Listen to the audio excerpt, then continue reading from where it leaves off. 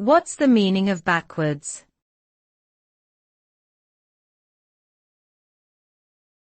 Backwards.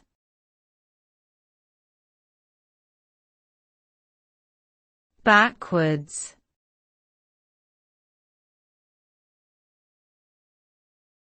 Backwards.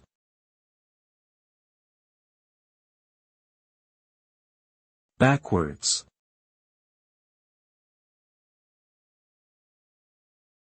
The term backwards typically refers to something or someone that is moving in a direction opposite to its usual or natural course. It can be used to describe physical movement, as well as figurative movements such as progress or development. For example, walking backwards, an organization taking a step backwards in terms of growth or development, or even a person's thought process being backwards or illogical. The term is often associated with negative connotations, as going backwards implies a lack of forward momentum or progress.